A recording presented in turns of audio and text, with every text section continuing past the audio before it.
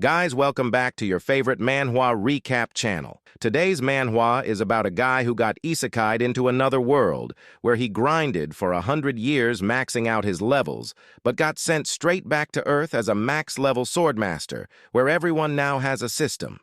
Let's move to the story. The author of this channel is suffering from the last stages of ligma. Please leave a like and subscribe to cure this poor soul of his condition. The story begins with a quote. People who live in heaven don't need to think of hell. We hear a faint noise of someone muttering the same thing repeatedly. It's our protagonist. He seems to be in bad shape, muttering to himself about wanting to see the end while contemplating the quote. The quote was correct, but what if you're the person who went to hell? Do you think about heaven? Yes. The protagonist, who appears malnourished and crazed, sits on a rock, scratching his own flesh as he stares at a system screen asking him if he wants to see the end of this world. Obsessed over the message, he questions why he has to see the end. But no matter how much he thinks, he can't find the answer and slowly collapses to the ground, passing out from exhaustion as the system screen continues to light the place. In the darkness, he hears a voice addressing him as Shin Hyun. The voice asks if his sister is sleeping. Confused, he begins to remember. Yes, his name is Shin Hyun. But who are these people? It's the same dream again. We see Shin sitting in the back seat of a car as his little sister sleeps on his shoulder while their parents drive. But suddenly, a truck appears out of nowhere, hitting their car and sending everyone flying. Yet, it was only Shin who got the ticket to the other world, because when he woke up after that incident, he found himself in a dark cave. How many years ago was that? The only thing given to him in the cave was a book titled Heavenly Martial Harmony Pulse Arts and a messenger telling him to see the end of the world if he wanted to return to his own world. He opens the book, and a purple aura emanates from it, lighting up the cave. Is it really possible? Can he really return to his family? Time is not on his side, and whatever he has to do it quickly. Time passes, and he finally finishes the book. A notification window pops up in front of him, congratulating him for completing the tutorial. Shin, exhausted on the ground, stares at the screen in wonder.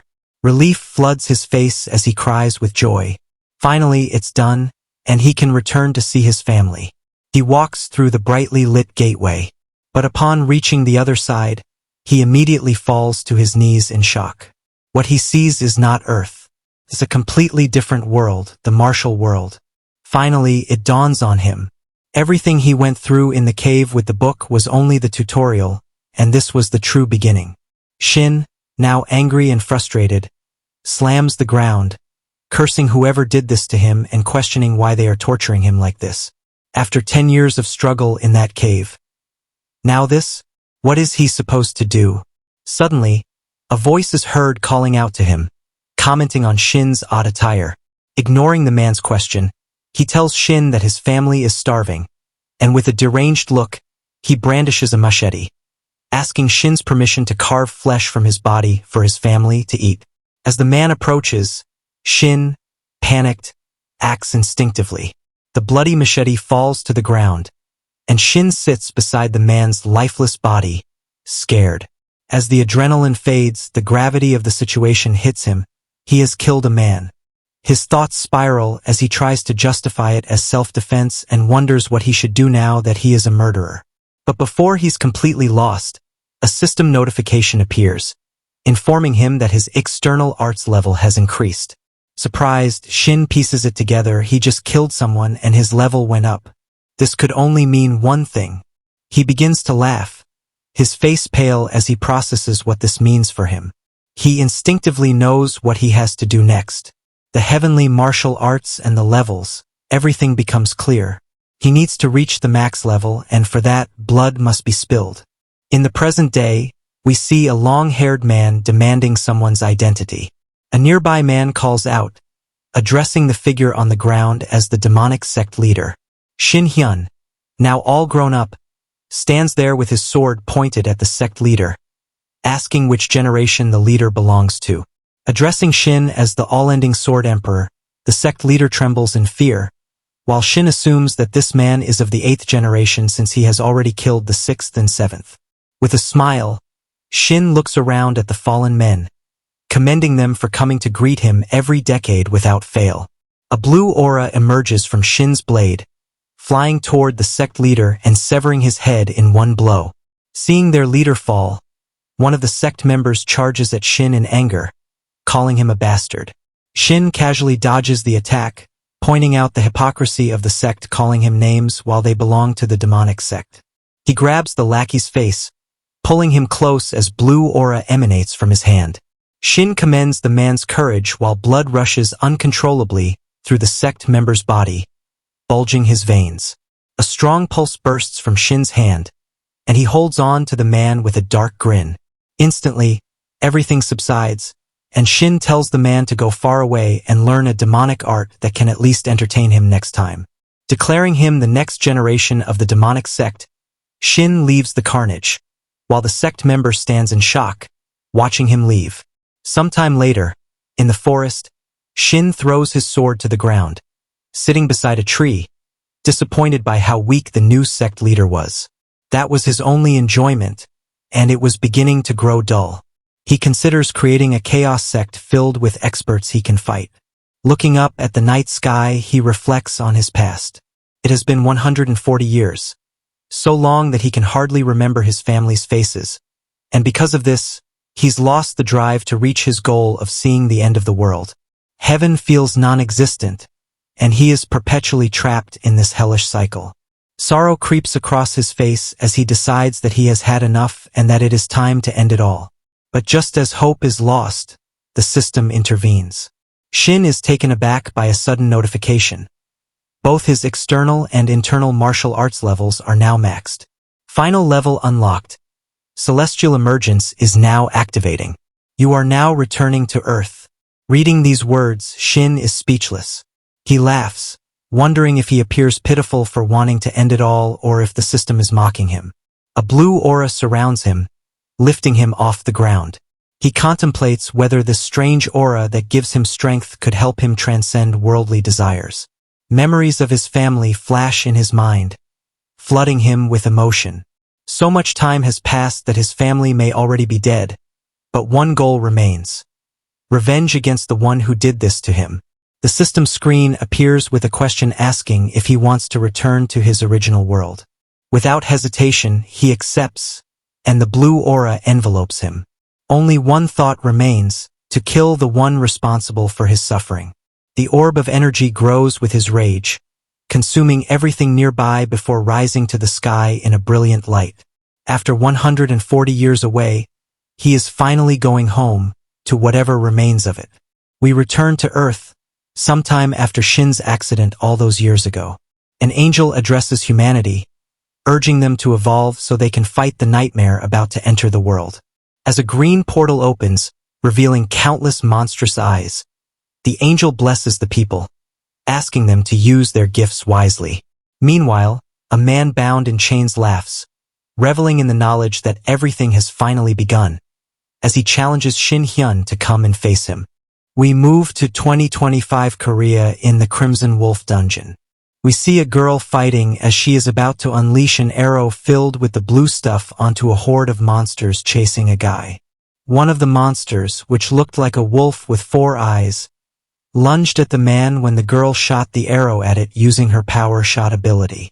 The arrow flew through, severing the monster in half as the guy stood there stunned. Amazed by her skill, he called out to the girl, calling her Cha-eun Seol. She is our boy's sister. Eun jumped near the man, thankful she was able to reach there on time, and asked him to begin the evacuation process. The man, still awestruck by her, continued to thank her when a monster that was left alive jumped him from behind, tearing him apart in half. Horrified by the sight, Eun called out to the man, but it was too late. He lies motionless on the ground, while more monsters swarm in, surrounding them from all sides as the men, mostly wounded, lie there helpless. Eun was now feeling the heat. Her MP is almost depleted, and the monsters showed no sign of stopping. At this rate, they would get completely overrun. As she thought about a plan, suddenly one of the guys just up and bolted out of there, causing the monsters to come toward Un. Cursing the coward, Un took her bow to fight the incoming monsters. The coward, who was running at light speed, cursed his decision to party up with the weaklings, thinking that if he stayed there any longer, he would also end up as monster snack just like the others. A bright portal appeared before him, possibly the exit from the place. But before he could jump in, a blue arrow flew from behind, landing right in front of the coward, startling him. It was Un. She was fuming with anger as blue aura emanated from her body as she walked closer. She confronted the coward, asking where he was running off to in a hurry. Spooked by her appearance, the coward addressed team leader Cha with fear, calling it a very big misunderstanding and asking her to calm down. Not falling for it, Un grabbed the guy by the collar. She screamed at him for disobeying orders and going on an all-out attack. Now, because of his useless ass, their entire team was dead. Tears flowed from Un's eyes as she kept shouting at the coward. Frustrated by her words, the guy shouted back, telling her that he did all he could and it was too early for him to die. Hearing his words, she was reminded of what a piece of trash he was. She turned around to leave, asking him to just run away to his father, telling him that his father would roast him alive after hearing what he did there when they get back to daybreak. Sudden anger and terror crept onto the man's face, and as Un was about to leave the area, the man came from behind, activating his rock smash ability and landing a powerful punch straight to her stomach, throwing her away. Un hit a tree and slumped to the ground as the man approached her, telling her that she had crossed the line. Grabbing her hair, the man asked how trash like her had the guts to talk in front of him, asking her if all the praise she received caused her to think of herself as someone great. With anger and jealousy in his eyes, he looked at the disoriented Un as he narrated the events that happened there, making it so that it was all her fault, causing her entire team to die for her greed. Calling it a likely scenario, the man lifted his hands as red aura flowed from them. Thanking Un for her efforts, the coward lifted his fist as he charged for another punch. But before he could do that, the sky filled with clouds, and lightning came from the center, striking right behind the man and startling him. As the debris cleared, we see the silhouette of a man standing in the middle of the impact. It is our boy Shin. He observed the surroundings as the system notified him of his arrival back to Earth.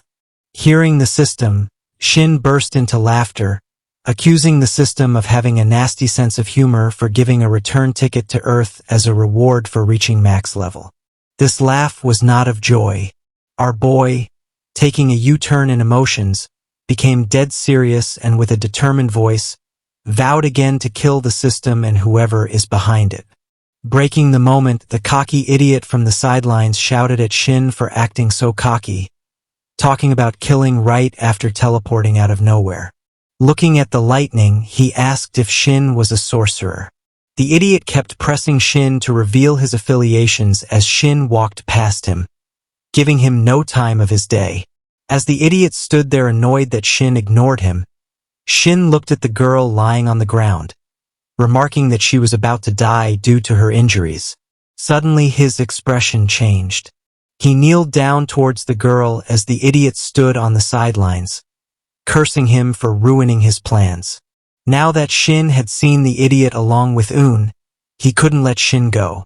Clutching his fist, infusing it with his mana, the idiot stood ready to face him.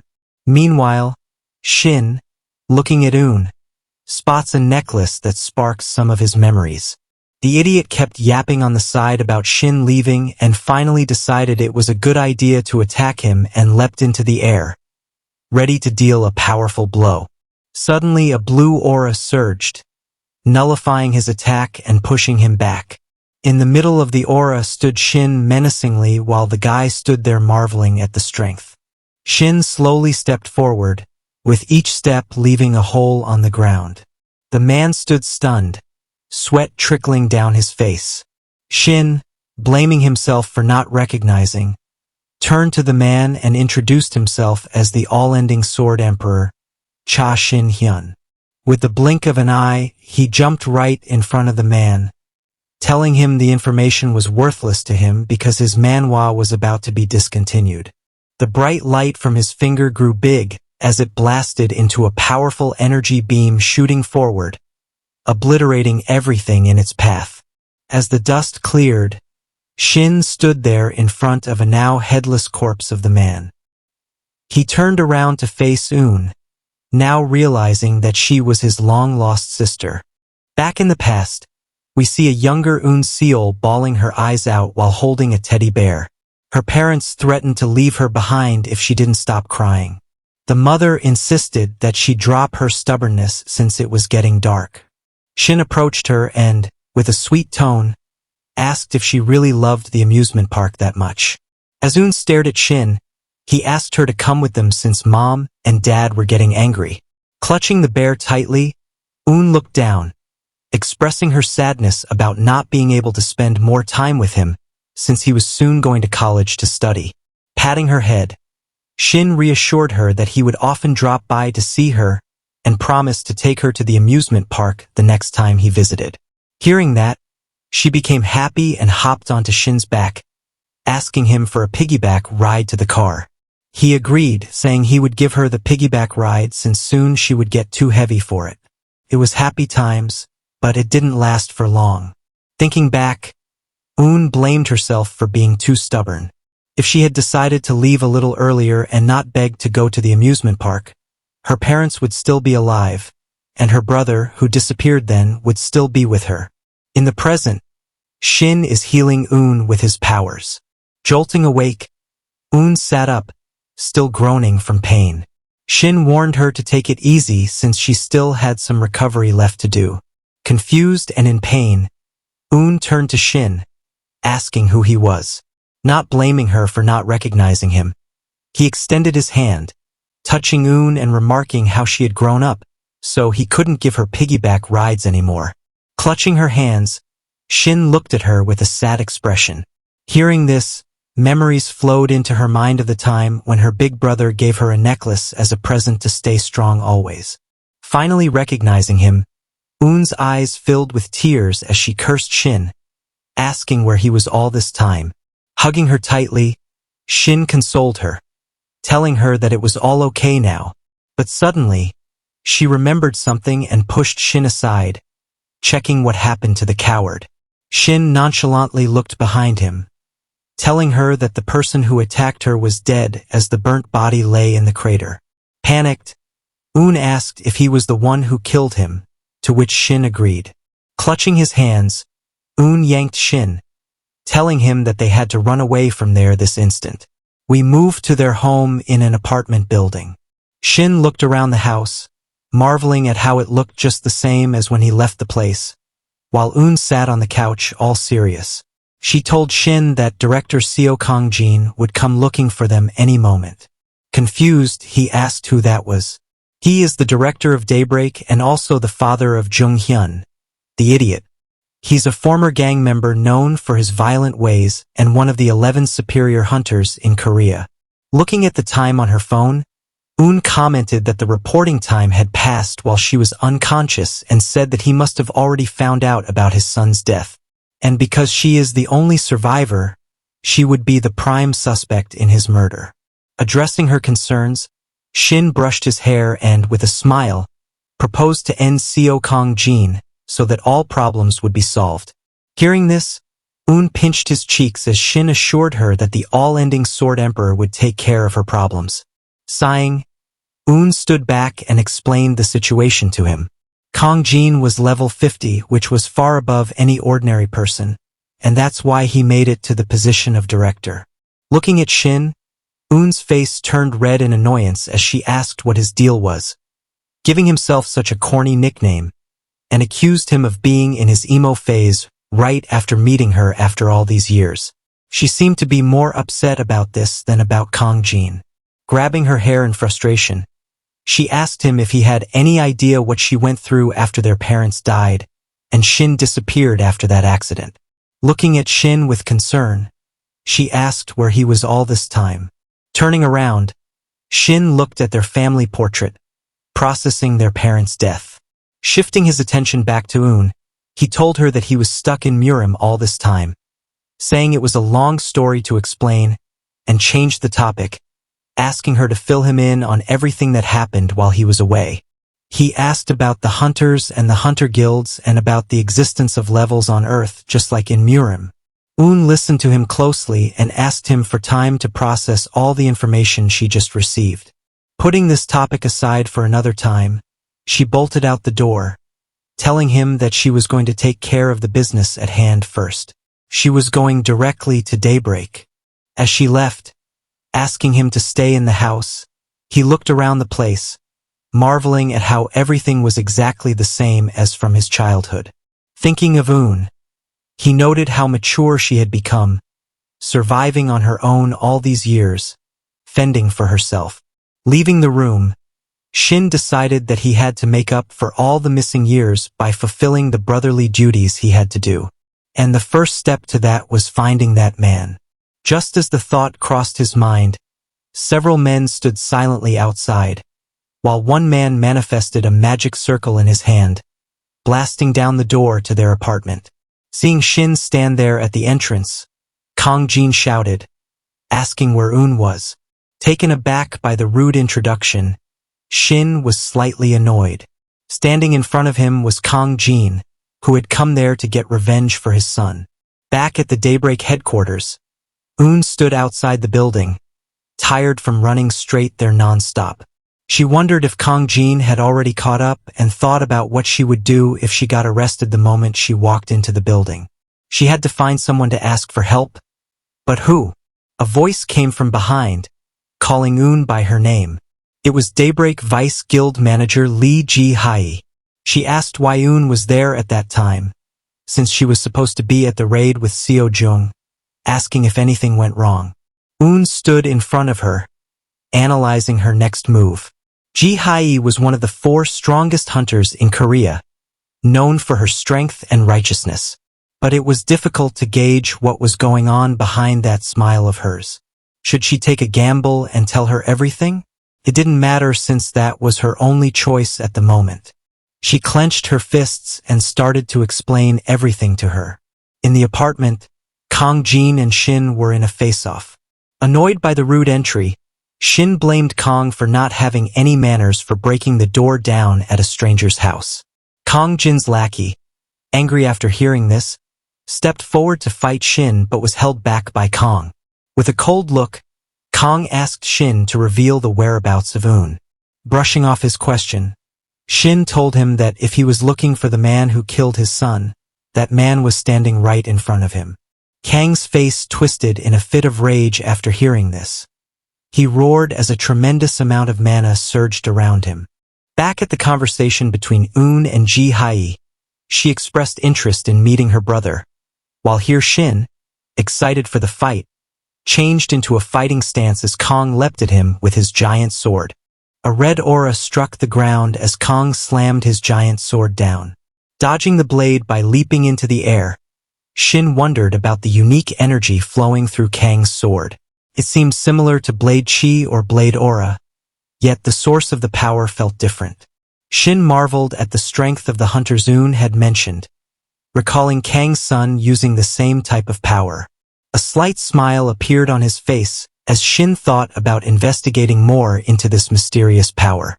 Meanwhile, Kang stood on the ground, seething with rage as his sword glowed red. With swift movements, Kang charged toward Shin, who remained ready to defend. A massive shockwave erupted as their weapons clashed. When the dust cleared, Shin stood there uninjured, acknowledging the power behind Kang's attack. Seeing that Shin had blocked his move with bare hands, Kang stood frozen, a mix of terror and anger in his eyes. Shin's hand, now gripping Kang's blade, had veins bulging from the sheer strength of the clash. Drunk on the thrill of the fight, Shin looked at Kang, his eyes glowing blue, and asked if it was true that there were 10 more people like him in Korea. Kang's lackeys, who had been waiting on the sidelines, leaped into the air to support their director, calling out to him. But they were mere nuisances to Shin, who swatted them aside without breaking a sweat, staying focused on the fight. Catching him off guard, a fireball hit him square in the face, launched by the third man who had come with Kong. As the flames faded, the attacker reveled in his perceived success. Seizing this chance, another man charged at Shin with his sword drawn. But before he could land a blow, Shin appeared before him, clutching the blade in his hand and shattering it with a slight squeeze. Shin's eyes lit up with a bright blue glow, a sinister grin spreading across his face. The man's eyes widened in shock as Shin unleashed his true power, sending a surge of energy that pushed everyone away, terrifying them all. Wiping off the dust from his robes like the jigachad he is, Shin thought about Un's words.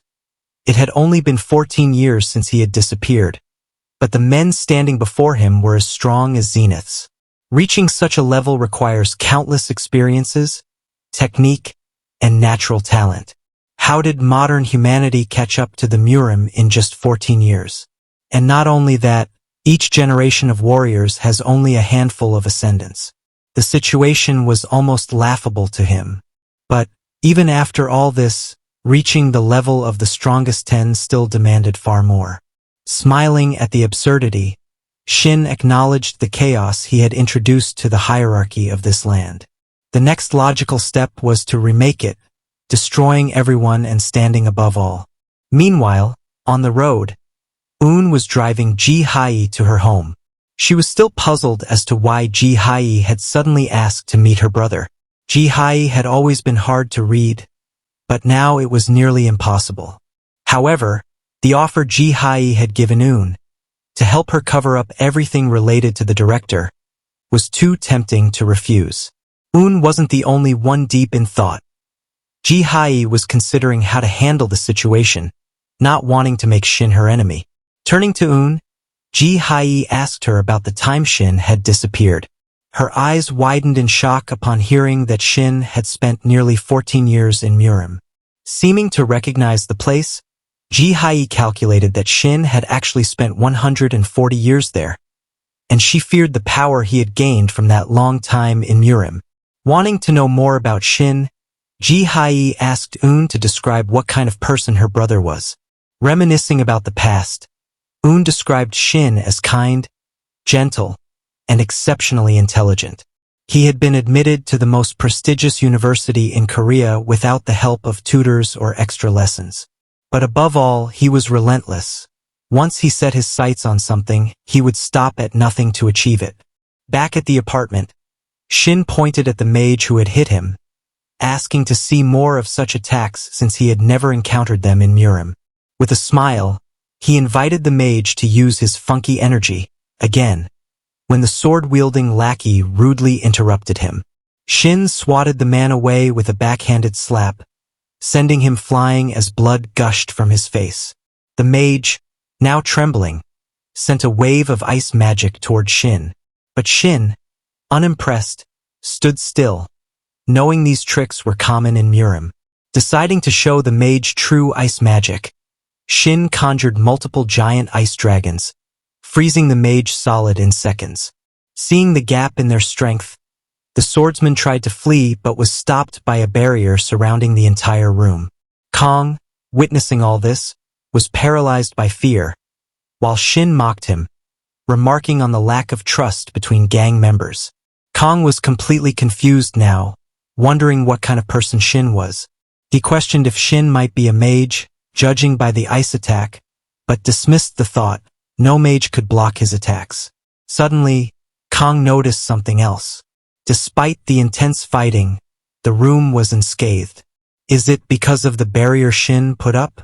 Frustrated, Kong asked if Shin had been prepared for their arrival all along. Folding his arms, Shin replied that he had simply layered the room with a shield to prevent these peasants from ruining his beautiful home.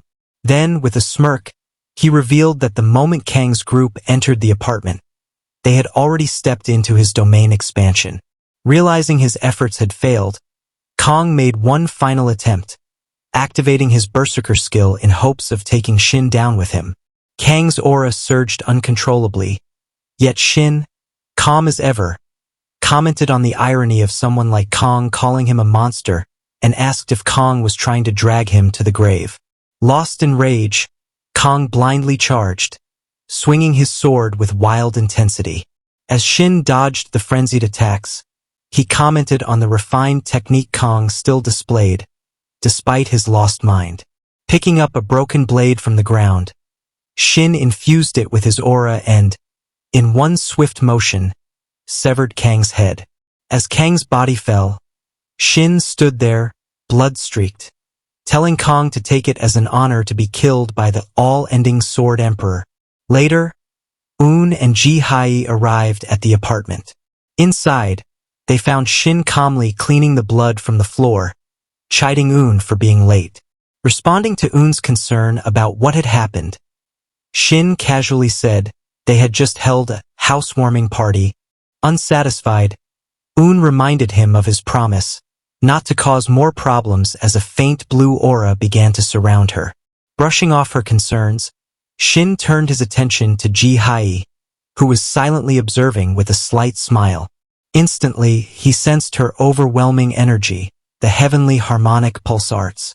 Suddenly, Ji Hai's voice entered Shin's mind through telepathy, greeting him, which caught him by surprise. With a knowing smile, she asked Shin if he thought he was the only person to visit Murim. Hearing this, Shin stood frozen, a bead of sweat trickling down his face. The day passed. It is now morning. Sun rays shine on the apartment building, breaching the windows and into the room where Un is sleeping. Un wakes up from her dream, sweating as though she was having her worst nightmare. Frantically getting up from the bed, she looks around, calling out to her brother, concern filling her eyes. The sound of Shin is heard from behind, asking why she is up so early, causing Un to turn around eagerly. We see Shin, who now looks like a regular guy from the 21st century streets, quite different from his ancient cool look. With a smile, he asks Un if she thought he would disappear again.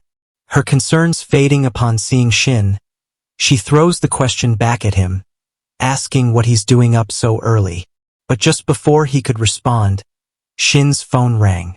Looking at it, he immediately excused himself, walking out of the apartment in a hurry to meet someone, leaving Un puzzled. It has been a week since Shin returned to Earth. That day, Ji Hai just stared at Shin for a while and left without saying anything. Afterward, some men in black came to the house, taking care of the director's and his lackey's corpses, and the next day, the news reported Seo Junghyun's death and that Seo Kongjin had suddenly retired and gone missing. Ji Hai kept her word, and as the person responsible for the Crimson Wolf raid and the sole survivor, Un received an extended disciplinary sentence from the guild. Today, Ji Hai has called Shin. Looking out of the window, Un's face is again filled with concern as she watches Shin get in the car to meet Hai, telling him to stay safe on the way. We move to a room where Hai is waiting for Shin at a table. She picks up her cup of tea and takes a sip as Shin comments on her relaxed nature. Approaching the table, Shin thanked her for the 24-hour surveillance he's experiencing now in a sarcastic tone. Putting her cup down, she calls it more of a protection than surveillance. Shin just agrees as he sits down on the other end of the table. Taking a sip of his own tea, Shin is caught off guard by the familiar taste. With a smile, Hai clarifies that it is Junshan Injin tea and tells him she used to stop in the Honam region to drink it when she was in Murim. Seeing her jump directly to the topic, Shin gets excited to talk about it. Putting her hand on her teacup, she begins to explain. There are currently 3 Murim returnees, including Park Tae-hoon, who is the master of Twilight. Twilight, along with Daybreak, are the 2 guilds that hold most of the power in the Korean Hunter Association. Even though she wasn't able to speak with him after her return, Hai explains that she has found some consistencies in their stories. Like Shin, she also one day woke up in a cave with a book containing the martial harmonic pulsars. And when she stepped outside the cave, she was in the world of Murim. This was what all 3 of them experienced. Memories flash back to Shin about the time he first entered Murim and the quest the system gave him to see the ends of that world. As Shin confirms Hai's assessment, she continues, explaining that after her return, the two worlds somehow merged. She doubts if it was a blessing or curse that sent them to Murim before the incident. But one thing is sure, the events are connected. Looking at Shin, who is listening intently, Hai asks what he knows about hunters and dungeons. 14 years ago, after the goddess's prophecy, dungeons, monsters, and hunters appeared. The concepts of classes and skills aren't too different from those in the MMORPGs he played as a kid. Getting to the serious questions, Shin asks Hai how they returned to their world, and Hai, with an expressionless face, tells him that they came back only after they had died in Murim, eagerly asking if it was the same for him as well. Hearing this, Shin's irritation peaks as he curses the system. Understanding the meaning behind, seeing the ends of the world, now thinking about the incident, the only way to find out why he was sent to Murim is the goddess who appeared on Earth. Since the reward for reaching max level in Murim was to return to Earth, there must be an equally amazing reward for reaching max level on Earth too. Thinking this, Shin's face twists into a grin. Breaking the cup he's holding, he warns the goddess to have a fitting reward if she wants to save face as an angel. Seeing Shin suddenly act like this, Hai's face breaks into a cold sweat. Quickly changing the topic, Shin turns to Hai, asking her why she reached out to him in the first place. Relieved that Shin is now out of his psycho phase, Hai asks him to take a walk with her. Walking through the garden, Hai explains that the Daybreak and Twilight guilds are now at a stalemate, which could turn into a war at any moment now that the director of Daybreak is dead. Turning to Shin, Hai asks him to take responsibility for the baby guild by joining Daybreak. She promises him a high position with fame and wealth beyond his imagination, calling it the offer of the century. Hands on his head, Shin looks disinterested, telling her that he refuses to join the guild. When Hai asks for clarity, Shin tells her that he's a guy who does things alone, and it doesn't make sense to work for someone weaker than him. Slightly annoyed by his claim, Hai challenges Shin to a fight to determine who is stronger, saying that if he loses, he will work under her in Daybreak. She explains that even though Shin spent almost 140 years in Murim, spending longer doesn't necessarily mean he's stronger. Intrigued by her proposal, Shin agrees, telling her that even if one were to spend 300 years in Murim, they wouldn't be a match for him. Commenting on his confidence, Hai shifts into a fighting stance, conjuring a pink energy orb in her hand and shooting it towards Shin with great force. The orb flies halfway before soaring up and expanding, creating a closed space around them. Sensing his energy weakening, Shin calculates the radius of the zone to be around 50 meters. The orb completely covers them, transforming the space into another dimension, making it appear as though they just disappeared from there. Moving towards Shin, Hai tells him how she was called the Bloodied Plum Blossom back in Murim, because she never failed an assassination. Hearing that she was an assassin, Shin compares the situation to fighting off a killer with his arms and legs tied. Wasting no time, Hai pulls out 2 crimson blades from thin air, explaining that the condition to exit this space is to either beat her or die trying. Hearing this, Shin laughs at her uncivil death threat in broad daylight, noting that there's more to the barrier than meets the eye. Hai appears directly in front of Shin, her blade pressed to his throat as she smiles, commenting on Shin's keen observation. She swung her blade, sending a wave of purple aura toward Shin's neck. He sidestepped effortlessly as Hai stepped back, readying herself for the next strike. She leapt forward, launching relentless blows, but Shin blocked everyone with ease. The battle intensified as Hai used her special ability to send 2 powerful slashes, forcing Shin to leap back and land on his feet.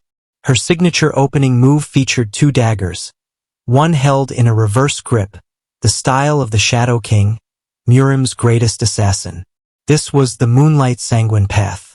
Noticing Shin recognized her technique, Hai commended his knowledge. Shin smiled, recalling a time he had fought someone claiming to be the Shadow King's successor. Back then, he was inexperienced and killed the man with a single blow. Hearing this, Hai began to reconsider her choices up to now. Standing with his hands in his pockets, Shin offered her 3 attempts to strike him. If she could best him in even one, he'd join the Daybreak Guild, and the last attack counted as her first try. Hai tightened her grip on her sword, determined to succeed in 2 remaining strikes. Changing her stance, she disappeared from Shin's senses, vanishing as if she'd melted into thin air, leaving Shin stunned. Wondering if this was due to a skill, Shin tried to process the situation when waves of powerful energy surged toward him. He dodged as they hit the ceiling of the enclosed barrier, sending debris and residual aura raining down like 1,000 daggers. Extending his hands, Shin released a blue aura, unleashing waves of attacks that destroyed the oncoming daggers before he landed safely on the ground, impressed by Hai's skills. But before he could take a moment's rest, Hai appeared behind him, sending a deadly slash toward his neck. Anticipating her move, Shin blocked effortlessly, informing her that this counted as her second strike. She had only one left. Hai began to feel the pressure as she backed away, standing at a distance and comparing Shin to a Shaolin monk who reached transcendence at the age of 150. Since Shin had lived in Murim even longer, he must be even stronger. Hearing this, Shin agreed indifferently. Aura surged from the ground, breaking it open as Hai stood amid the chaos with a smile. She asked if defeating Shin would make her the strongest in Murim. Hearing this absurd statement, Shin burst into laughter, telling her to stop being so full of herself, as Hai combined her aura for a final strike. Pouring all her strength into it, Hai activated her ultimate skill, Shadow Daggers, unleashing a storm of crimson daggers toward Shin. He watched the attack intently, then summoned his own, Sword Will. A powerful blue light surged from him, effortlessly cutting down every dagger and rushing toward Hai, injuring her all over. A massive boulder, lifted by Shin's aura, hurtled toward Hai, who stood frozen, as if forcefully held in place. In a last-second move, Shin jumped in, breaking the giant boulder with a single punch, shattering it into pieces. Standing before Hai, his fist clenched, Shin informed her she was out of attempts and asked if she'd like to try again. Realizing the sheer gap in their strength, Hai admitted defeat as her barrier slowly faded away. As they closed the challenge, Hai asked Shin one last thing. Toward the end, she had felt as if she'd come into contact with a higher being. She looked to him, eager for an explanation. Sitting down, Shin praised her strength, telling her it was enough to kill any normal, strongest person under the heavens within her barrier. But our boy is built different. Confused, Hai asked Shin to clarify what he meant by normal. Clutching her dagger tightly, she asked him about the true peak of his strength. Brushing off the question, Shin complimented her again, and because he was impressed, he offered to lend his strength to Daybreak in exchange for resources and information. However, he insisted he would remain an outsider, viewing it as more of an alliance between him and the guild. Seeing no other option, Hai asked Shin to promise not to ally with anyone else in return, and Shin agreed. Extending his hand, he gave his word, staking his title as the All-Ending Sword Emperor. Satisfied with the outcome, Hai shook Shin's hand, sealing the deal. But before she left, Shin told her to remove the surveillance, warning that if she didn't, some of her men might trip and fall, never to be seen again. Understanding his meaning, Hai quickly agreed. Tearing a piece of his shirt, Shin apologized for hurting her and offered it to cover her wounds. Accepting the gesture, Hai thanked him for the opportunity to go all out, testing her limits. As she turned to leave, Shin asked why she chose the assassin class above all others. Her expression turned serious as she replied, "Have you ever wanted to kill someone, no matter the cost?" This was a feeling Shin understood all too well. Smiling, he sent her off, saying they'd meet again. Elsewhere, A car waited on a dirt road. Inside, a well-dressed man in the driver's seat checked his watch. When he saw Hai approaching, he looked at her with concern, noticing she had used her ultimate move. With a slight smile, Hai reminisced about the fight, telling him that even though she had exhausted all her stamina and MP, she couldn't even graze Shin. Thinking about the overwhelming power Shin had shown, a cold sweat broke out on Hai's brow as she settled into her seat. As the driver started the car, he asked if she planned to send Shin to the solar festival with Twilight. Sitting in the back, Hai stressed that Shin was their only hope and, without him, everything could come crashing down. Back at the apartment, Shin returns with his shirt torn from the last fight. The moment he opens the door, Un comes running, hugging him in relief. Concerned, Shin asks what the problem is, but Un glares at him, her face scarier than any monster he has ever faced. Shouting at him, Un tells him to shut up. Looking down, her face changes into one of worry. She asks Shin not to go anywhere from then on and to stay at the house because she's afraid of him going missing again. Understanding her concern, Shin pats Un on the head, telling her not to worry as he breaks the news of him planning to be a hunter. Finally realizing that everything she had been saying was flying right over his head, Un's face curls up in anger, asking if he has a death wish or something. Going inside, Shin places a cube on the table, calling it the mystic cube given to him by Ji Hai. Sitting on the couch with his face covered in bruises, which suddenly appeared for no reason we can think of, he tells Un that the cube is all he needs to become a hunter, according to Hai. Un stands there, still angry, calling him stubborn. Lifting the cube, Shin holds it in his hand, marveling at its beauty, when it slowly starts to melt away in his hand, and Shin's face slowly turns lifeless. Turning to Un with a dead expression, as remnants of the cube flow from his arm, Shin asks if Hai was ever arrested for fraud. But Un sighs and explains that it's all legit, and that he just has to say status window to see his stats. As Un sits opposite Shin, he shouts, status window, and two different system windows appear before him. The yellow one is his Murim status window, which only he can see, while the other blue one is the hunter window showing his name, class, MP, and HP. Excited to see his stats, Un looks at the window to see what class he was awarded. To her surprise, it shows no class. Her face does a 180, and now, as the happiest person there, she tells Shin that being a hunter isn't for him and asks him to stay at home from then on. Meanwhile, Shin, oblivious to what is happening, sits there confused. Filling him in, Un explains about the classes. Hunters are split into 6 different classes: warrior, shielder, wizard, cleric, archer, and assassin.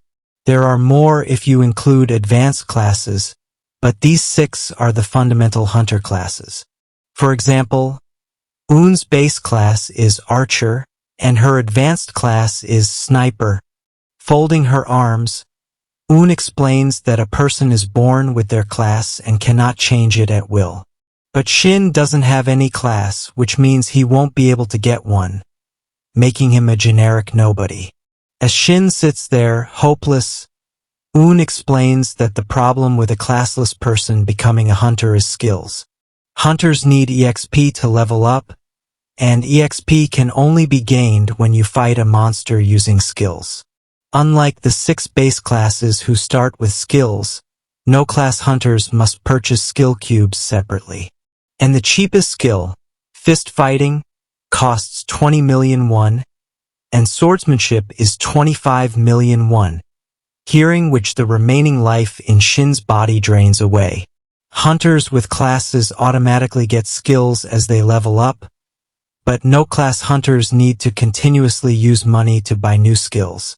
Shifting her gaze to Shin, Un, with an evil grin, asks if he has any money for the skills.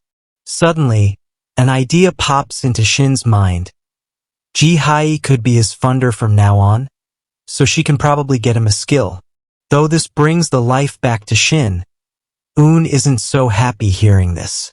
Thinking of the deal Shin made with Ji-hai, he thanks his past self for making it, as without it, he would be the one on the streets now. But that isn't the only problem here. The fact that a one-of-a-kind genius like Shin didn't get a class is preposterous, as his ego lies dead 6 feet under. We move to Mount Chayak, also known as the Rabbit Dungeon. It's the Daybreak Guild's tutorial dungeon. A rabbit morphs into a terrifying monster as Un's arrow cooks it into nice roasted meat. Un excitedly turns to Shin, showing her achievement, while Shin asks her to stop making a fuss over a silly rabbit. Picking up the stone dropped by the dead rabbit, Shin asks if this is the Monstone Un was talking about and how much it sells for. She explains that this stone contains vast amounts of energy, so much so that it has replaced every nuclear reactor in the world. Telling Shin to be cautious and not drop his guard, Un picks up another arrow while Shin casually fingerbangs multiple rabbits, one-shotting them. Shin opens the hunter system and notices that no experience is rewarded to him for killing the rabbits with martial arts, thinking to himself that this task is more difficult than he thought. Looking at the swordsman's skill he now has thanks to Hai, he wonders if he should have asked for something else. Hearing this, Un accuses Shin of being too greedy, since Ji-hai gave him the skill for free on top of letting them use the training dungeon. But Shin is still focused on his skill, which has a low D-rank rarity. Un warns Shin about Ji-hai, telling him that she isn't one to give things for free, and when the time comes, she'll expect 10 times the value from him.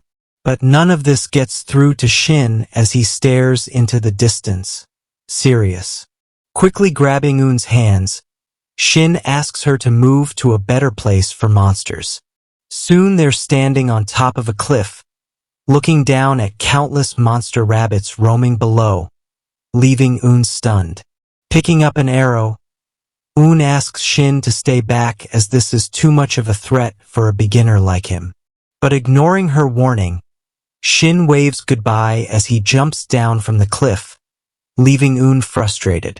While falling, Shin thinks about how humiliating it is for the Great Sword Emperor to get a D-rank sword skill and no class. Unsheathing his sword, he releases his powers as he slams onto the ground, sending shockwaves across the field. This stupid joke has to end now.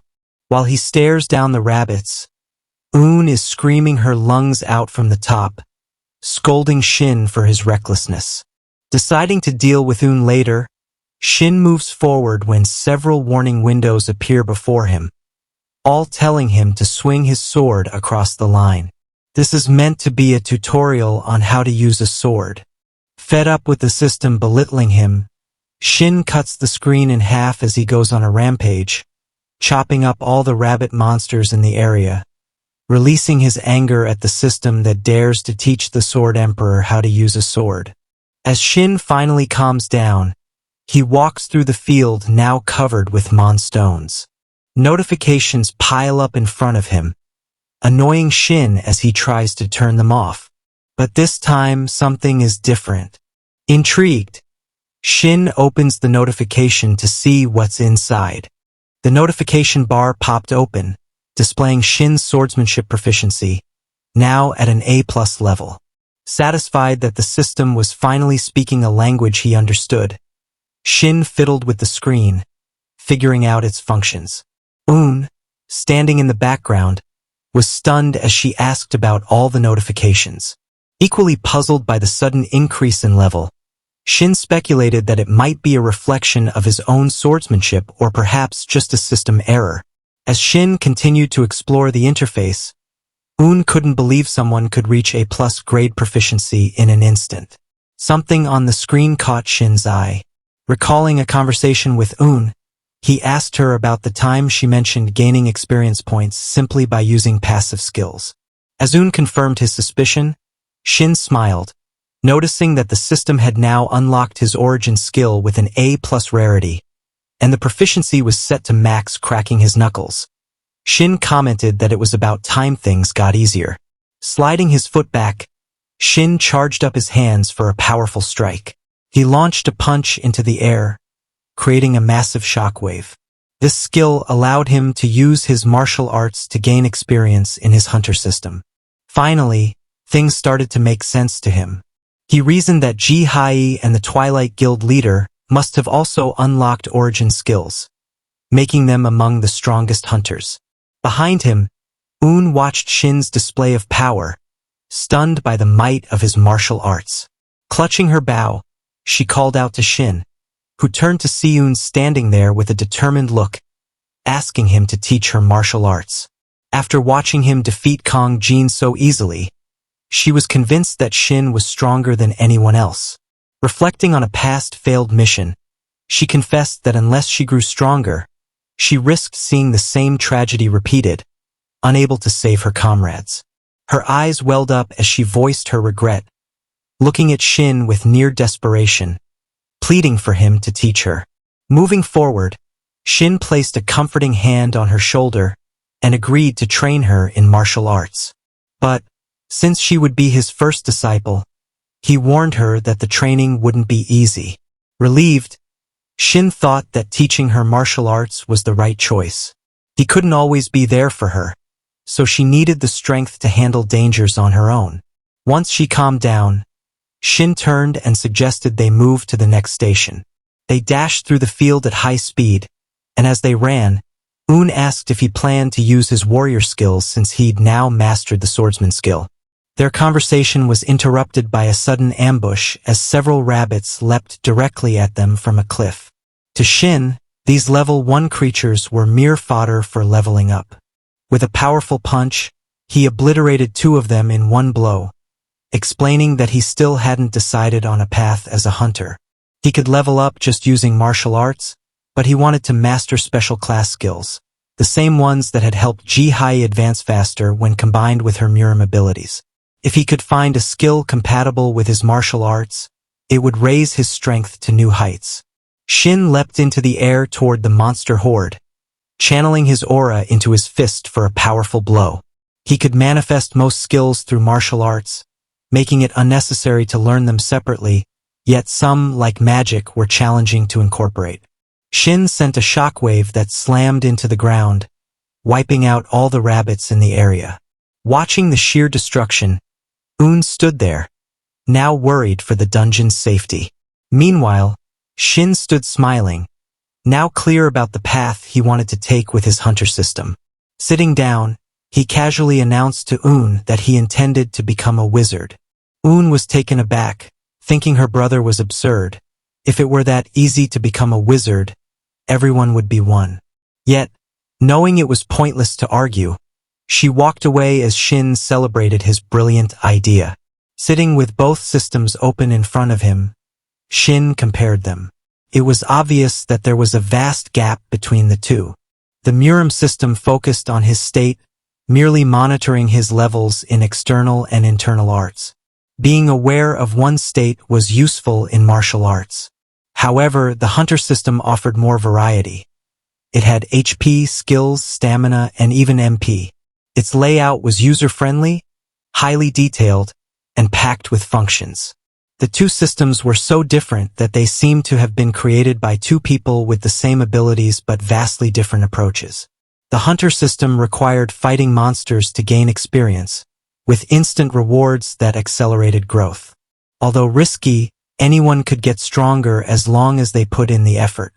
But the Murim way was far more dangerous. It demanded endless sacrifices, time-intensive training, and life-threatening risks, unless a life-changing opportunity arose. Thoughts of the godlike being who created the heavenly harmonic pulse arts crossed Shin's mind. That treasure, so highly sought in Murim, had been in the cave he found all those years ago, a pivotal moment in his life. As he walked alongside Un, he thought about the goddess who had brought the hunter system to Earth. If she had created it, Then the being who sent Shin to Murim must be the god who wrote that book, the heavenly martial deity. A month later, Shin was still leveling up while supporting Ji-hai.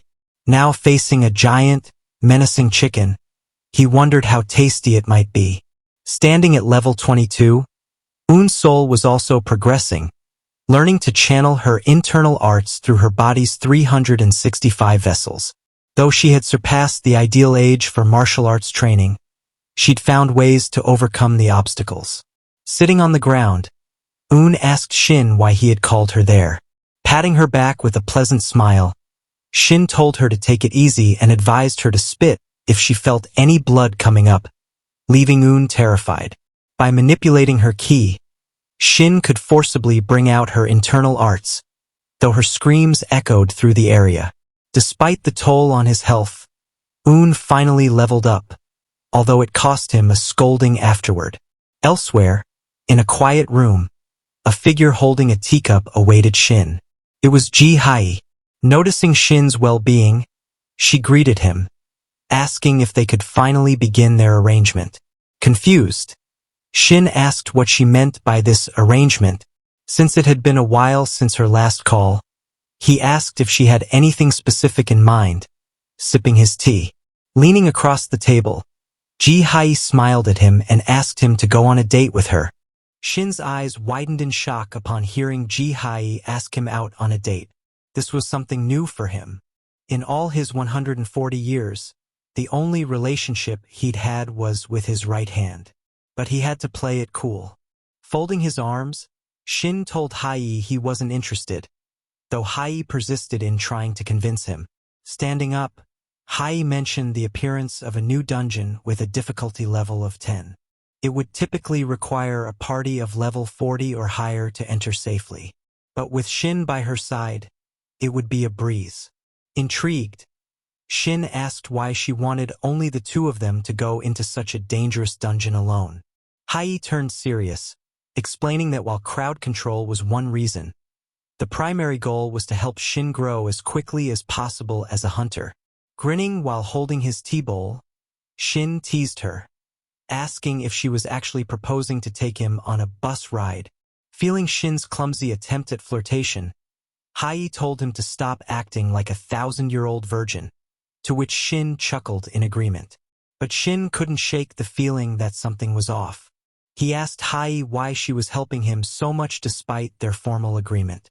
Sensing it was as good a time as any, Hai explained the upcoming solar festival, an annual event held between the Daybreak and Twilight guilds to decide the strongest guild in the Republic of Korea. Although intended as a friendly sparring contest to foster unity, in reality, it was where the guilds measured each other's strength and strategized on how and when they might overpower one another.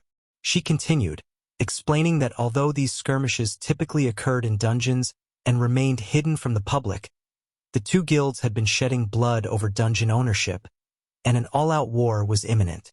Confused, Shin asked why they were fighting such an extreme battle over dungeon ownership. Keeping her serious expression, Hai poured more tea and explained that the root of the issue was Park Tae-hoon. Though Tae-hoon hadn't always been so power-hungry, he suddenly became obsessed, claiming he needed to follow the will of the heavenly martial deity. Hearing her mention the deity, Shin leaped up in shock, pressing Hai for any information on the deity's whereabouts and her relationship with Tae-hoon. Surprised by Shin's reaction, Hai calmed him, saying she only knew that Tae-hoon once received a mysterious message through his status window. Since others couldn't view a person's status window, there was no way to verify it. As Shin sat in contemplation, Hai shared her concern over Tae-hoon's sudden hostility toward her and her guild, despite their former friendship in Murim. A hint of sadness crossed her face as she thought about their past. Determined, Hai then asked Shin to participate in the solar festival as an ally of the Daybreak Guild. Leaving the cafe, they headed to the car waiting outside. Hai explained the serious situation to Shin, stating that if news of the recent dungeon capture by Twilight leaked, it could mean the end for Daybreak. At this critical moment, she also mentioned that Kang Jin had recently disappeared in secret. Acknowledging the severity, Shin still didn't quite understand why she was intent on grooming him as a hunter. Irritated that he still didn't get it, Hai explained that the festival would be broadcast in real time, with foreign correspondents covering it. She pointedly asked if he planned to reveal his martial arts to the world. Proving his experience in Murim was one thing, but demonstrating his true power would attract the attention of hunters worldwide. Hai pressed him, asking if he was prepared to face the World Hunter Association. His hesitation was answer enough. Taking his silence as consent, she thanked him for accepting the offer, while a driver handed over a suitcase from the other seat. Opening it, Hai offered Shin 6 wizard skills and a top-tier mage and sorcerer skill as payment. Seeing these rewards, Shin began to think helping Daybreak might be worth it, especially since he'd have to confront Tae-hoon eventually. But he hadn't expected the paperwork Hai dumped on him afterward, legally binding his support to Daybreak. These documents detailed the items he received and guaranteed payments. Alongside them was a guild application form. Holding it up, Shin asked what it was for. Hai explained that appearing at the Solar Festival as a freelance hunter was complicated and dealing with sponsors would be a hassle. Pointing to the skills, she asked if he knew their value and told him to shut up and sign if he understood her meaning. Realizing he'd been outmaneuvered, Shin reluctantly filled in the form, writing Martial Apex as his guild name. Days passed as they visited the dungeon daily. One day, Shin and Hai stood in a valley surrounded by monsters in the sky. Hai cautioned him to stay alert, as the monsters, though weak individually, packed a punch in large numbers. Shin's hands glowed with blue energy as he surveyed the 3,000 enemies around them, while Hai felt nervous. For Shin, the more targets, the better. Extending his hand, Shin transformed the energy into a spear, which he aimed at the monsters. With immense power, he threw it, bringing down the horde in one hit. Stunned by his sheer strength, Hai marveled at how quickly he'd mastered a skill he'd just learned hours before. Brushing it off, Shin explained that although magic and martial arts were different, they shared similar principles, making them easy to pick up. Concerned, Hai advised him not to push himself too far too soon, as he could drain all his mana unexpectedly. Smirking, Shin declared himself the apex magician, Cha Shin Hyun, and insisted he had nothing to worry about. Curious, Shin asked if all dungeon monsters were typically of the same type, to which Hai confirmed. This sparked concern on Shin's face. Hai explained that ever since the first dungeon appeared, no dungeon had ever contained multiple types of monsters. Suddenly, a massive claw tore through a flying creature, sending it crashing to the ground. A colossal dragon landed, raising its wings while the smaller monsters, supposed to be the dungeon mobs, lay lifeless around it. Same time, somewhere in the Twilight Guild, we see Park Tae-hoon fishing by a pond when a man in glasses addresses Tae-hoon as master. This well-dressed man is Kim Cheol-ho, Tae-hoon's lackey. He informs Tae-hoon that Ji Hai of the Daybreak Guild has been acting suspiciously over the past few days, telling him how Hai is supporting a complete newbie who hasn't even registered with the association, and about their frequent quests to dungeons together, all while Tae-hoon continues his fishing. Throwing a plate of fish food into the pond filled with koi fish, he asks the butler to elaborate. The butler, holding a piece of paper, explains the identity of the newbie as the brother of Daybreak team leader Eun Seol, Cha Shin Hyun, further explaining about Shin's disappearance 14 years ago and his sudden comeback. He also notes the timing of Shin's reappearance with the disappearance of the Daybreak leader, whom Shin had clashed with before. Cutting him off, Tae-hoon asks about the disappearance, wanting to know where Shin had been for 14 years. Frantically searching through his papers, the butler reveals that, despite all efforts, the investigation team couldn't determine Shin's whereabouts. But they did find that the former leader of Daybreak didn't just retire. He went missing and was last seen at Shin's house prior to the incident.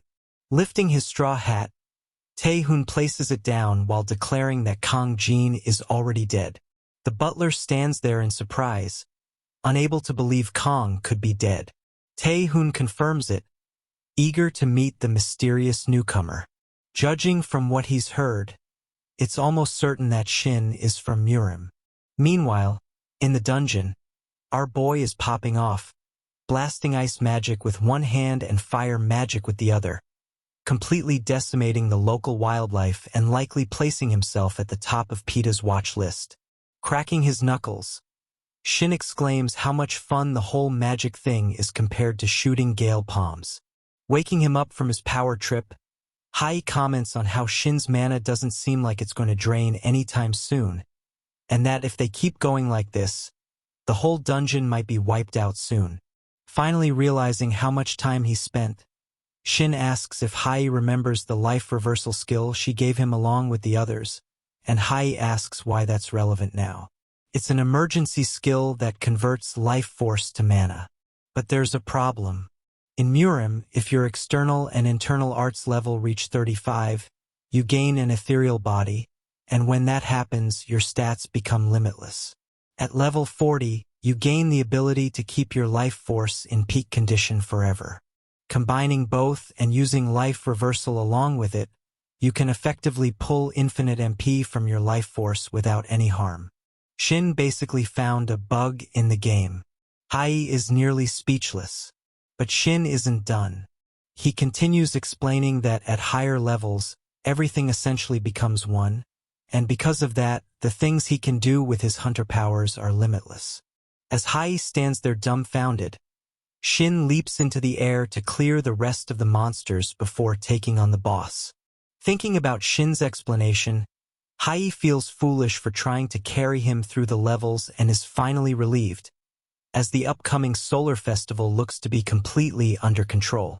Deciding not to waste time, she picks up her dagger, slicing an incoming wyvern to do her part in the dungeon. Several crimson slashes cleave through the monsters with ease, decimating them, while Hai clings to a cliff edge, slightly exhausted from her fight. Wasting no time, she leaps from the edge, jumping from monster to monster, quickly dispatching them before landing on the ground. Looking down, she sees a huge horde of monsters, seemingly endless, still left to be taken care of. The number of monsters in the dungeon is far more than she expected. Thinking about raising the dungeon's level after they leave, Hai considers how future raids on the dungeon should be set up. But out of nowhere, a massive dragon flies above her, its shadow covering the ground completely. Looking at the monster, it's clearly too large to be of the same species.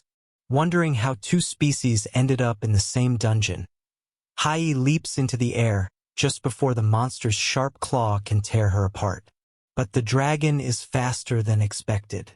Giving Hai no time to breathe, it appears right in front of her, trying to devour her with its giant mouth as many other smaller monsters swarm her from all sides. Quickly drawing her weapon, Hai prepares to face the giant. The dragon swings its wings, sending multiple slashes in Hai's direction, catching her by surprise. It's a mythic level attack, far more powerful than expected, capable of taking down the entire dungeon system. Hai keeps falling to the ground as the monster approaches, unsure of what to do, when Shin's voice suddenly echoes nearby. With a smile, Shin comments that it's finally time. Confused by Shin's remark, Hai asks if he knows anything about the monster. Catching the falling Hai, Shin explains that the monster is the dungeon boss, and he sensed it with his key ability, which also alerted him to other monsters of different species. As the dragon charges at them, Shin, still holding Hai, says he purposely left the boss for the end, as that's the traditional way to complete a dungeon. He looks at Hai's face, asking why she didn't use her full power, because even if it was really strong, the monster would have been an easy pick for her anyway. But before Hai could reply, he brushed off the topic, commenting that he's hungry and asks if Hai prefers it fried or cooked, which annoys Hai. Dropping her off at the ground, Shin manifested fire and lightning in his hands, standing his ground as the wyverns rushed toward him along with the gigantic dragon. He tells Hai to wait this one out and asked her to prepare for a meal because tonight they're having chicken. Hai stood there watching as Shin leapt into the air to fight the horde. He blasted through the smaller monsters with his fire and lightning-infused fists. Seeing this, Hai shouted to Shin, reminding him of his promise to fight with just magic and not to go full barbarian with the gum-gum pistols. But Shin replied, saying that he was indeed using magic since he was infusing it into his fists, leaving Hai speechless.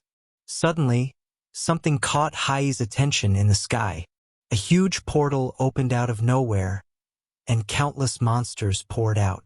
Shin stayed distracted by the fight, turning his back to the portal while Hai screamed for him to get out of there fast. Concerned about what the portal might be, Hai charged towards it.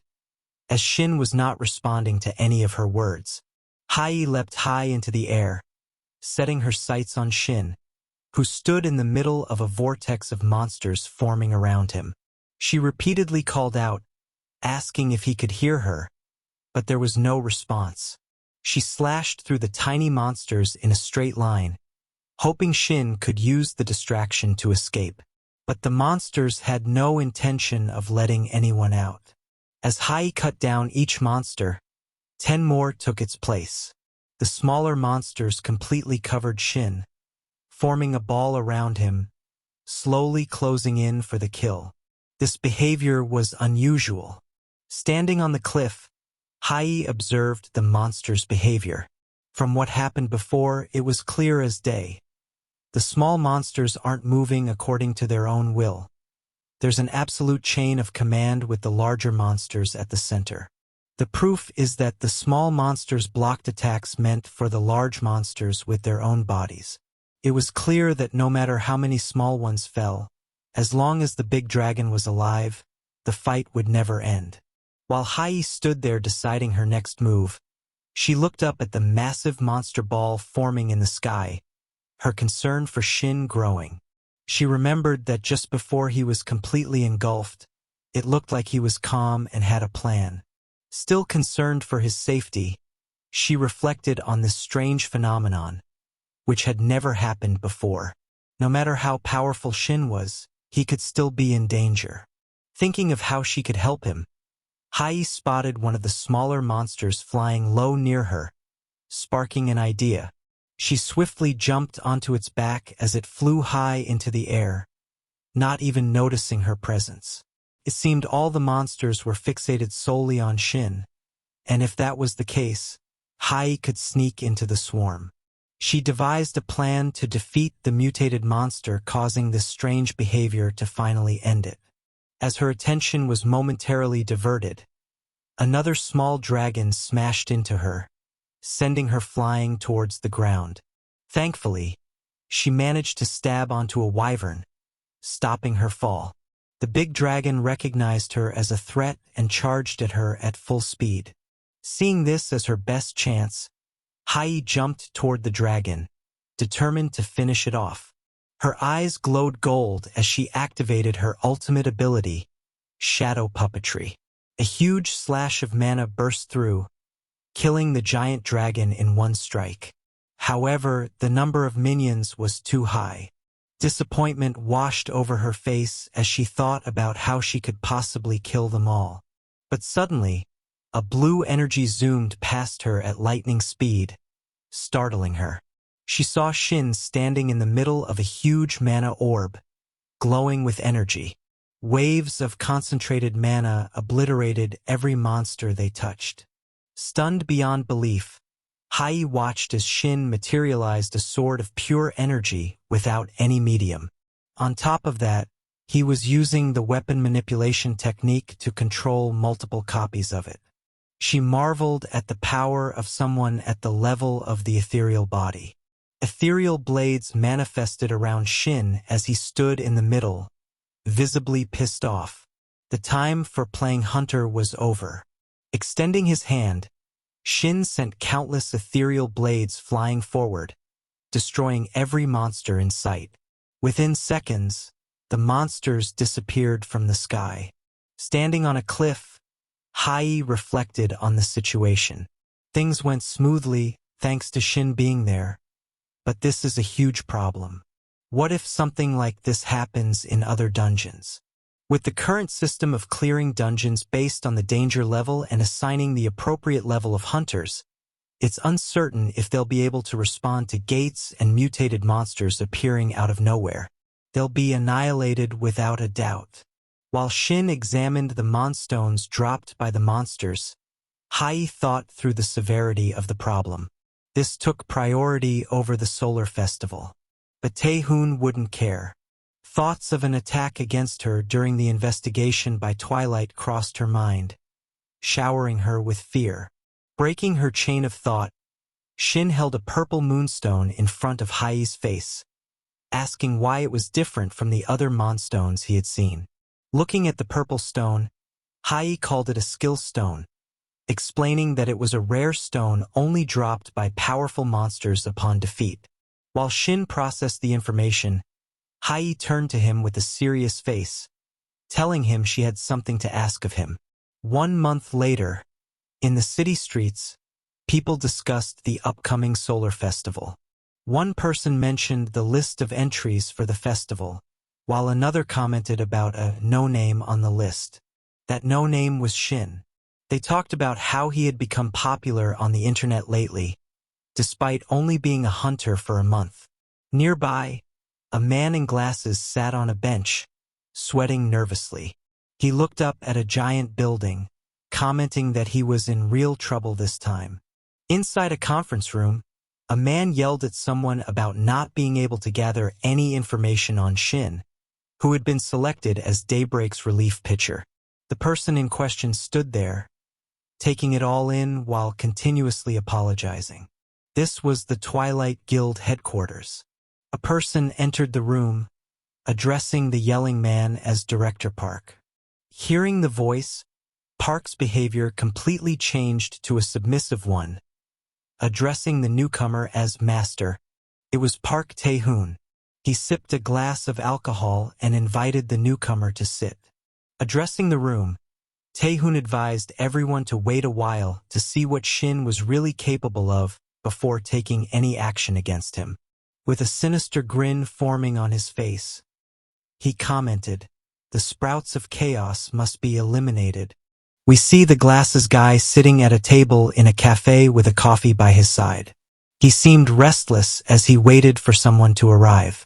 Checking his watch, he murmured that it was almost time. Suddenly, spotting someone he recognized, Glasses stood up, waving his hands to grab the person's attention. Gesturing for him to come over, Glasses thanked the man for responding to the sudden invitation he had sent for a meeting. It was none other than our boy, Cha Shin-hyun. Scanning his surroundings, Shin noticed Glasses sweating nervously as he extended his hand, inviting him to take a seat. Calling out to Shin, Glasses tried to grab his attention. Shaking hands with him, Shin asked if he was Kim Cheol from the Twilight Guild, changing his tone and trying hard to sound polite because Eun had asked him to adjust his tone earlier. Sweating, Kim expressed his happiness at meeting Shin, but in his mind, he silently commented on Shin's rude manners. Clearly, the behavioral training hadn't worked. Yet, Kim thought it was better that Shin was showing his true nature since his task was to extract as much information as possible. Shin exposing himself through his behavior played perfectly into Kim's hands. Quickly snapping out of his thoughts, Kim pulled out some files, fumbling awkwardly in his nervousness. Shin observed the clumsy display, questioning if there was even a point to this meeting if everyone in Twilight was as disorganized as Kim. Eventually, Kim managed to pull out a piece of equipment from his bag and placed it on the table. Pointing at it, he explained that it was a magic sound barrier. Upon pressing a button, it would create a membrane blocking outside sounds, making it perfect for secret conversations. Intrigued by the mention of a secret conversation, Shin sat back while Kim's face turned serious, his previous nervousness gone. Kim offered Shin a partnership with the Twilight Guild for the upcoming solar festival. Slumping in his chair, Shin sighed at the offer, thinking how everything was going just as he predicted. He asked Kim if he knew about his cooperation with the Daybreak Guild, to which Kim responded affirmatively. Kim elaborated, revealing that they were aware Shin was fully sponsored by Daybreak and that the vice leader had helped Shin handle Kong by creating a fake retirement story. He also mentioned the frequent dungeon raids conducted by Hai and Shin. Kim continued, commenting on how, after all the trouble with Daybreak, instead of being enemies, Shin created a one-man guild to partner with them. Adjusting his glasses, Kim pointed out flaws in Shin's relationship with Daybreak and proposed an alliance with Twilight instead. In return, he promised rewards far greater than those from Daybreak. Looking down at his cup, Shin smiled slightly, realizing he had misjudged Kim. The nerdy guy he thought was a loser turned out to be sharp and thorough in his job. Kim's points were hard to refute, but it didn't matter. Standing from his chair as Kim continued explaining the offer, Shin refused. Turning around, he walked away, telling Kim that he was only curious about what Kim had to say and had no intention of accepting the offer. Panicking, Kim repeated his offer, shouting that he would give anything if Shin dropped out of the sun ritual. Shin, giving him a side-eye, remarked that he was indebted to Hai and despised leaving debts unpaid. At this point, Kim was completely losing it, running behind Shin, pleading with him to reconsider. Internally cursing Shin, Kim was practically in tears, begging him to stay. As Shin left, a man seated at one of the nearby tables lowered his mask and called out to Kim, startling him. It was Tae-hoon, the leader of Twilight. Placing a firm hand on Kim's shoulder, Tae-hoon shot him a menacing glare and demanded to know why Kim had failed to drag the conversation as instructed. Through an earpiece in Tae-hoon's ear, it was clear they had been trying to eavesdrop on the conversation. Grabbing Kim's tie, Tae-hoon revealed that Kim had been wired all along. Kim, drenched in sweat, stammered an apology, blaming Shin's rudeness. However, Tae-hoon seemed more focused on discovering Shin's true identity. He had to figure out who this man really was. Elsewhere, we see Hai laughing with Shin about the meeting, amused at how upset Tae-hoon must be. Shin smiled, commenting that while Tae-hoon might have guessed he was from Murim, he had no idea he was the Supreme Sword Emperor. Shin revealed that the moment he entered the cafe, he had sensed Tae-hoon's chi. Complimenting Hai on accurately predicting Tae-hoon's moves, Shin noted that Tae-hoon seemed like a perfectionist, one who grew anxious at even a slight deviation from his plans. Switching topics, Hai updated Shin on the dungeon incident, reporting no new developments. Thanking Shin for investigating the ominous bird dungeon alone, she joked about avoiding the paperwork. However, Shin's response turned colder as he asked if there was anything else left for him to do. Noticing the change, Hai cautiously asked if something was wrong. Back with Shin, Un approached him, asking if he was done talking and reminding him it was time. Lowering his phone, Shin agreed, but internally he regretted coming. They stood before a fancy building, and as Un touched a glass box holding their parents' ashes, she called out, telling them that Shin had finally returned. Tears fell from her eyes while Shin stood behind her, emotionless. In his mind, Shin cursed his decision to come here. He was no longer the same person he had been back then. Standing before his parents' ashes, not a single tear fell from his eyes. He knew that if Un saw this inhuman side of him, it would hurt her even more. Still touching the box, Un turned to Shin, asking if he didn't feel anything at all. She noted that he didn't look sad or even bother touching the ashes. Silent, Shin apologized, telling Un that he was no longer the brother she remembered. He couldn't give her what she wanted to see. This response sent Un over the edge. Screaming, she demanded to know how Shin could possibly understand what she wanted. Memories of her brother flooded her mind as she rubbed her eyes, asking why he was so cold, so unlike the person he once was. Finally, accepting that things would never return to how they were, Un walked past Shin, determined to continue living the way she had before he returned. Shin watched her go, questioning whether coming back into her life had been the right choice. Her question, why he had changed so much, was one he couldn't answer himself. Suddenly, a murim window appeared behind him, asking why he still took the form of a human being. The absurd question sent chills down Shin's spine. Seeing the absurd message displayed on the screen, Shin stared confused at what the system meant. A human? What is that supposed to mean? Seeing Shin's response, it started displaying messages which were borderline threatening Shin to obey its will. But he was not going to back down like before. He stood his ground, demanding to know who this was sitting behind the system giving him orders.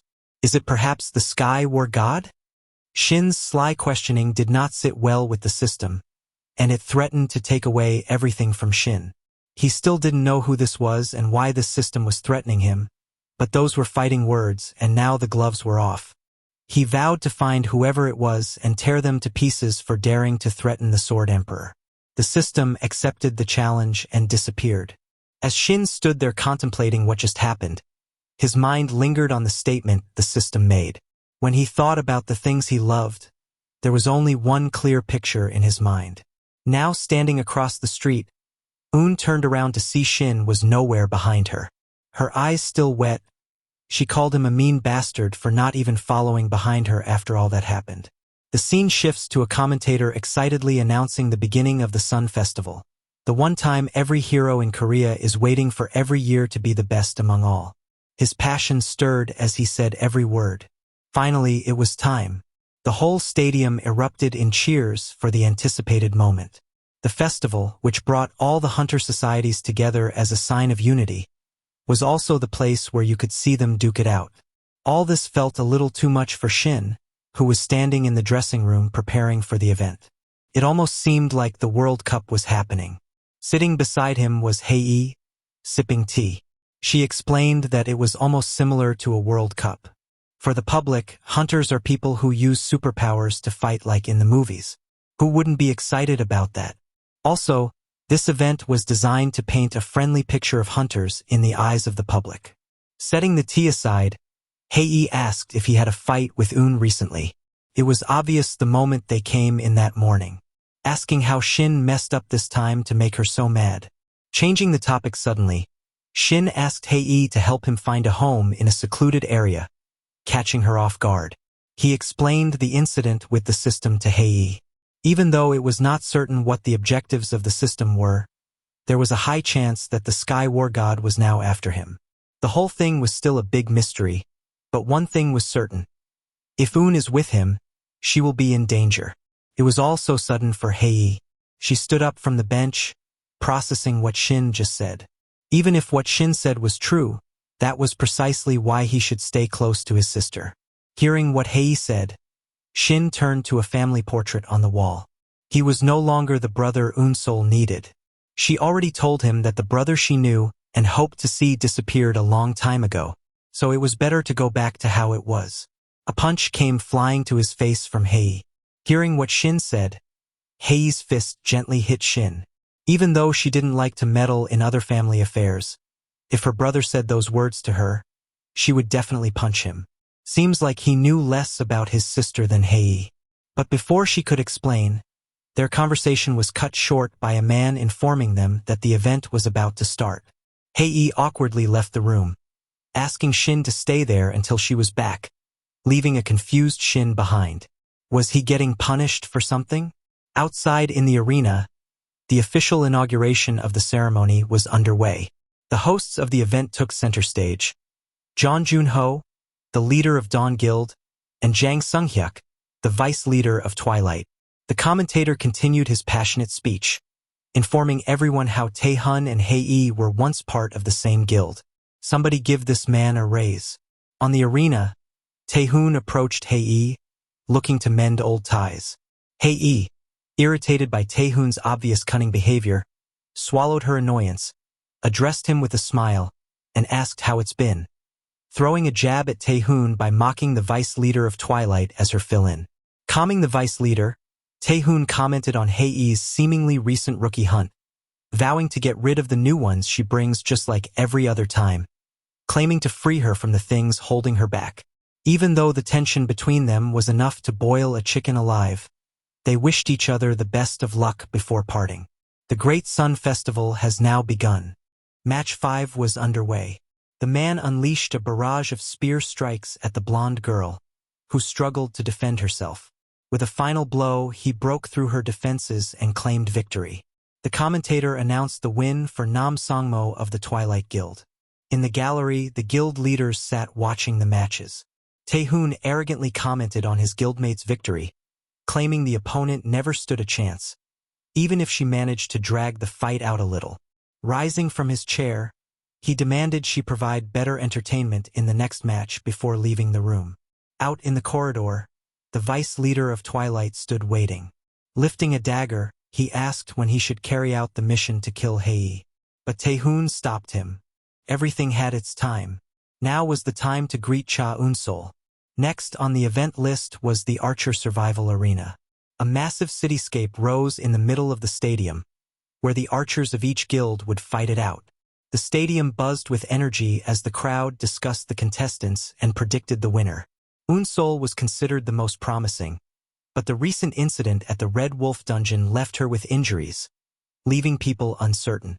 In the preparation room, guild members muttered about the incident, questioning why Eun-sol was allowed to compete after killing one of her own guildmates. But, as the losers they were, they fell silent when Eun confronted them. Still, the pressure weighed heavily on her. After the incident involving their parents, she hadn't spoken to Shin once. Thinking about it only made her angrier. She was the one who was hurt, so why was Shin avoiding her? Another girl entered the room, informing her that someone was waiting. Her heart leapt. Was it her brother? Finally. But it was none other than Hei. Annoyed, Eun asked why she was there, only to hear that Hei had come to cheer her on. Though she wanted to come with Shin, she had no idea where he was, and she urged Eun to clear up any misunderstandings with him quickly. Eun grew irritated. Since when did the vice leader take it upon herself to meddle in another family's affairs? But Hei brushed it off as her responsibility as Shin's sponsor. That amused Eun. Since the conversation had turned personal, she spoke her mind. To be honest, I don't like you, vice leader. To me, it feels like you're just stringing my brother along to run your errands. She recalled how her brother had joined the Hunters Association immediately after returning from Murim, without even pausing to sort out his own life. This had to be Hei's influence. The more she thought about it, the more her frustration grew. The fact that she now knew nothing about Shin's life made her feel left out and distant from her beloved brother. It was as if he had become an entirely different person, one she sometimes failed to recognize. Tears streamed down Eun's face as she let out her frustration. But time moved on, and the announcement for the Archer Survival Contest blared through the speakers, calling all contestants to the field. Wiping her eyes, Eun apologized to Hei for venting and made her way toward the arena. But Hei urged her to give Shin some time. He didn't want to change, but the things he had been through weren't something he could just set aside. Eun understood, but knowing and accepting were two different things. For someone who had lived in hell, where a single mistake meant death, the demons he faced had left their mark. Recalling her own experience, Hei tried to comfort her. Yet hearing this from someone else made Eun feel that her brother might see her as unreliable. She walked toward the arena while Hei stood behind, watching. Perhaps Eun failed to notice, but Hei did. Shin had been standing around the corner, listening to the entire conversation. Turning to him, Hei asked if he had been worried about his sister all along, even while pretending not to care. Shin merely replied that he was just passing by, which triggered Hei. She stormed toward him, grabbed his collar, and screamed, comparing him to Taehoon. She demanded he be honest with his sister. Eun wasn't the little girl from the past anymore. Did he still think she was the innocent child who needed his protection? If he had something to say to her, he should just say it. Hei poured her frustration onto Shin. Finally calming down, she asked him to follow her. Back in the arena, gunshots rang out, signaling the beginning of the match. This was the first round of the Archer Survival, and within moments, the 6 teams from Dawn and Twilight would clash. As the match commenced, Taehoon, sitting in the VIP gallery, observed Eun, hoping she would appreciate the little gift he had prepared for her in this game. Soon after the game started, comms began to blare with callouts on enemy locations. Standing on top of a building with her bow and arrow, Eun's mind was busy thinking about the conversation with Hae. The feeling of being left out of her brother's life hit her like a truck. She slammed her fist against the wall in frustration, asking why he shared everything with Hae but not her. Was it because he still thought she was a kid? She kept complaining about her idiot brother while the match went on around her. One enemy lurked outside the sniping range of her team, trying to catch them off guard. While they were discussing how to deal with him, Eun, who had just snapped out of her thoughts and was ready to pour her anger somewhere, stepped forward, telling everyone that she'd take care of the enemy. She stretched her bow, infusing it with mana as she prepared for an attack. The next moment, the arrow shot through the sky and landed straight on top of the target, who was halfway across the field, eliminating him instantly. Looking at her face, it seemed like that arrow wasn't meant for the enemy, but for her own brother. The scene flashed back to the time her whole family died in the accident. People at the funeral pitied the little girl who lost everything, while Eun sat on the floor in silence. Even though everyone around her assumed her missing brother was dead, she held on to the belief that he was alive somewhere and would show up soon enough. Suddenly, the monitor on the wall turned on by itself, showing a girl with golden hair. She talked about nightmares and demons descending upon Earth, telling humanity to evolve to face them.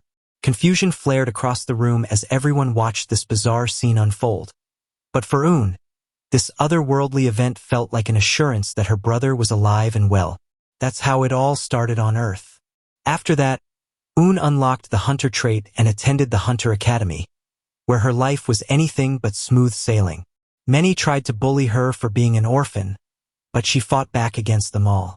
She graduated top of her academy and got scouted by one of the top guilds, Dawn. Her unyielding determination and skill caught Hae's eye, and Eun quickly rose through the ranks. Not to everyone's liking, of course, but she pushed forward, waiting for the day her brother would return. Putting the pendant with her family photo aside, she was determined to show her brother how much she had grown, cursing him for always seeing her as a child. But then, something hit her. The surroundings were eerily quiet. Eun went on the radio, informing her team about her plan to relocate to a better spot, but got no response. Suddenly, multiple arrows shot toward her from behind, barely missing. Before she could react, another arrow hit her shoulder, making her scream in pain. The arrows issued for the competition were supposed to be blunt, but this was the real deal. This was way more serious than a game. One of the men who attacked Eun jumped down, telling her not to expect any help since they had jammed all broadcasts and radios in the area. But luckily for Eun, she wasn't someone who relied on aid from others. Pulling the arrow out of her shoulder, she drew 3 of her own arrows at once and aimed at the thugs. The enemies, however, were prepared. A rain of arrows flew toward her, giving her no room to counterattack. Eun jumped, drawing her bow midair, unleashing multiple blue arrows that hit every single one of them, except one guy. The guy, stunned after seeing Eun hit all 3 of his comrades in one shot, froze at her skill. Archers are divided into 3 categories: snipers for long range, shooters for area attacks, and rangers for agility. To face a sniper like Eun, a group of rangers would have been the logical choice, but what he witnessed was beyond explanation.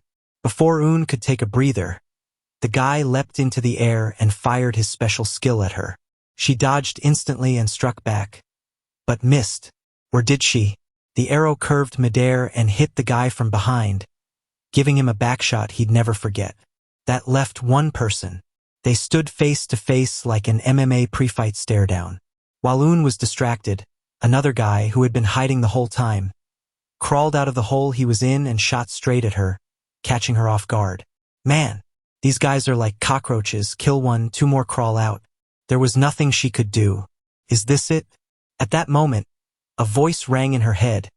It was her brother, asking her to use martial arts. A sudden surge of aura flowed through Eun's body as she caught the incoming arrow with her bare hand. The next moment, She rushed toward the shooter, punching him straight into oblivion. Before Eun could have a proper talk with the last guy, her teammates arrived, shooting the last enemy in the head and eliminating him. They must be my solo queue teammates. Really useful when needed. Finally, all the enemies were dealt with. As Eun looked up at the helicopter flying above, she silently thanked her brother for the help. Inside the chopper, Shin and Hae were observing everything. Seeing his sister kick ass, Shin felt proud of how much she had grown. But Hae was concerned about Shin asking Eun to use martial arts so openly. If Taehoon saw that, it could expose all their secrets. But little did they know, another drone was also observing the entire fight, providing Taehoon with a private feed. Taehoon's eyes widened in surprise as he saw Eun use martial arts, even if only for a split second.